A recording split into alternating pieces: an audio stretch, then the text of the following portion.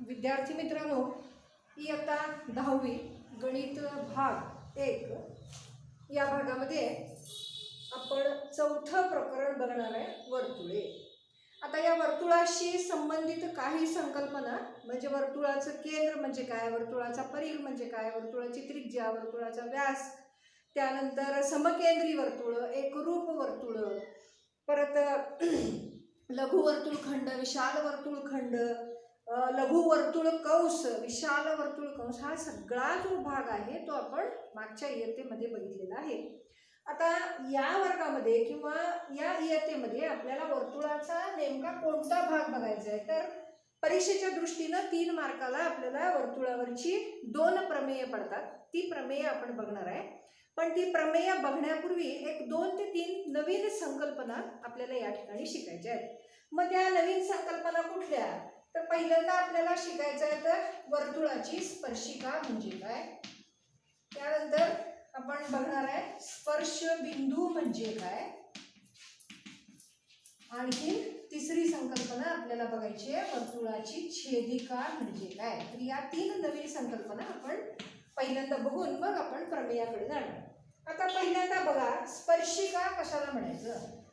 समजा मी या ठिकाणी हे एक वर्तुळ काढले, या वर्तुळाचं केंद्र आहे O. या O केंद्र असणाऱ्या वर्तुळाला वर्तुळाच्या परिघावर तुम्ही कुठेही एक बिंदू घ्या, त्या एका बिंदूला फक्त स्पर्श करून जाणारी रेषा, त्या रेषेला आपण काय म्हणतो, स्पर्शिका असं म्हणतो. म्हणजे वर्तुळाच्या परिघावरील कोणत्याही एका बिंदूस स्पर्श करणारी रेषा म्हणजे वर्तुळाची स्पर्शिका. मग ही स्पर्शिका आपण कुठेही काढू शकतो. समजा मी इथं बिंदू घेतला आणि ह्या बिंदूला स्पर्श करून जाणारी रेषा ही PQ, ही सुद्धा काय झाली, वर्तुळाची स्पर्शिका झाली. मग आपण किती स्पर्शिका वर्तुळाला काढू शकतो, तर अनंत स्पर्शिका आपल्याला वर्तुळाला काढता येतात. कारण परिघ जो आहे तो परिघ हा अनंत बिंदूंचा सट आहे आणि त्या प्रत्येक बिंदूतून जाणाऱ्या जर तुम्ही स्पर्शिका काढत गेला तर वर्तुळाला तुम्हाला अनेक स्पर्शिका तुम्हाला काढता येतात. आता स्पर्शिका म्हणजे काय ही संकल्पना तुम्हाला क्लिअर झाली असेल तर ज्या बिंदूत ती स्पर्शिका वर्तुळाला स्पर्श करते, आता इथं बघा XY ही स्पर्शिका O केंद्राच्या वर्तुळाला A या बिंदू स्पर्श करते, म्हणून A हा काय झाला तर वर्तुळाचा स्पर्शिकेचा स्पर्श बिंदू झाला. म्हणजे पहिल्यांदा स्पर्शिका कोणाला म्हणायचं, तर वर्तुळाच्या परिघावरील कोणत्याही एका बिंदूला स्पर्श करणारी रेषा म्हणजे स्पर्शिका. आणि ती स्पर्शिका वर्तुळाच्या परिघावरील ज्या बिंदूला स्पर्श करते तो बिंदू, त्याला काय म्हणणार आहे तुम्ही, स्पर्श बिंदू असं म्हणणार. आता ही PQ ही स्पर्शिका असेल तर B हा काय झाला, PQ या स्पर्शिकेचा स्पर्श बिंदू झाला.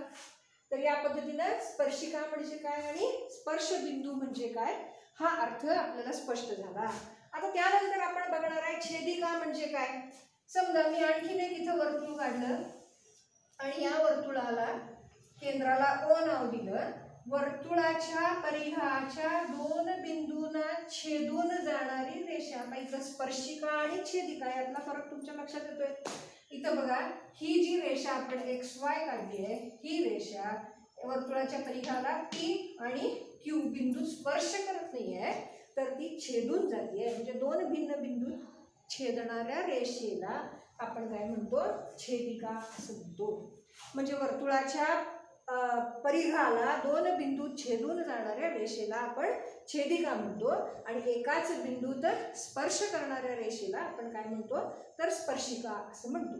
मग जशा आपण अनंत स्पर्शिका काढू शकतो तशा छेदिका आपल्याला किती काढता येतील, छेदिका सुद्धा आपण अनंत काढू शकतो. इथं काढू शकतो, इथं काढू शकतो. म्हणजे वर्तुळाला 2 बिंदूतून छेदून जाणाऱ्या अनेक रेषा आपल्याला काढता येतात आणि त्या सगळ्या काय असणार आहेत, तर छेदिका असणार आहेत. त्यामुळं स्पर्शिका आणि छेदिका या दोघांच्या मधला अर्थ तुमच्या लक्षात आला असेल.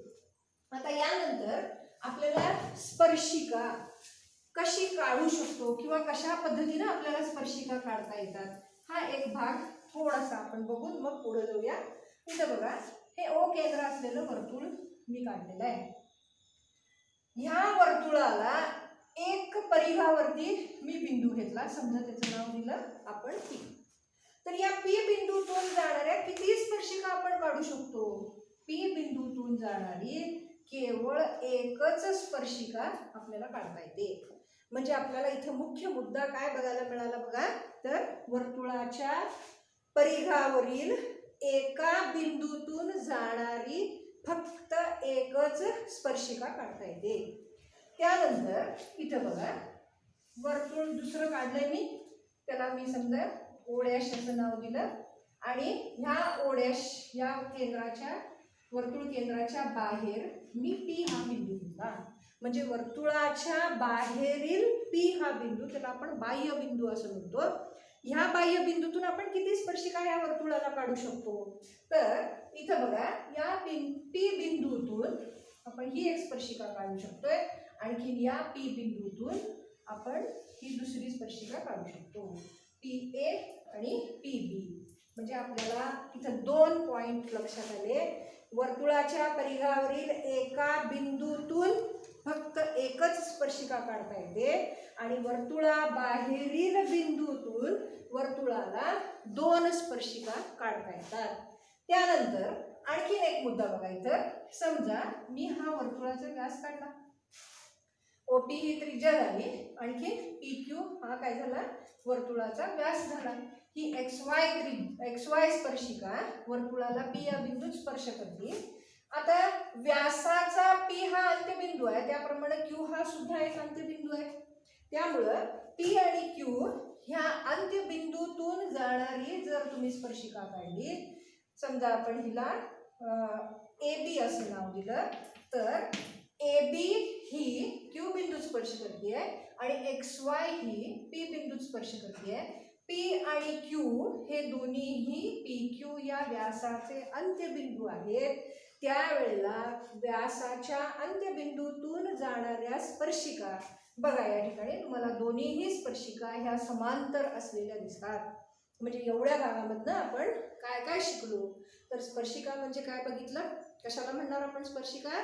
तर वर्तुळाच्या परिघावरील कोणत्याही एका बिंदूला स्पर्श करणारी रेषा म्हणजे स्पर्शिका. ती स्पर्शिका ज्या बिंदूत वर्तुळाला स्पर्श करते तो झाला स्पर्श बिंदू. वर्तुळाच्या परिघावरील 2 बिंदूतून जाणारी रेषा किंवा 2 बिंदूंना छेदून जाणारी रेषा तिला आपण म्हणणार आहे छेदिका. त्यानंतर आपण काय बघितलं, तर वर्तुळाच्या परिघावरील एका बिंदूतून फक्त एकच स्पर्शिका काढता येते. वर्तुळाच्या बाहेरील बिंदूतून वर्तुळाला 2 स्पर्शिका काढता येतात आणि वर्तुळाच्या व्यासाच्या अंत्यबिंदूतून जाणाऱ्या स्पर्शिका ह्या परस्परांना समांतर असतात. एवढा भाग आपण ह्या वर्तुळाशी संबंधित नवीन असणारा भाग आता आपण बघितलाय. यानंतर आपण काय करणार आहे, तर वर्तुळ प्रकरणाशी संबंधित जी 2 प्रमेय तुम्हाला परीक्षेला पडणार आहे, 3-3 मार्काला ती प्रमेय असणार, त्या प्रमेयांचा आपण अभ्यास करणार आहे. ती काय प्रमेय आहेत बघूया आता.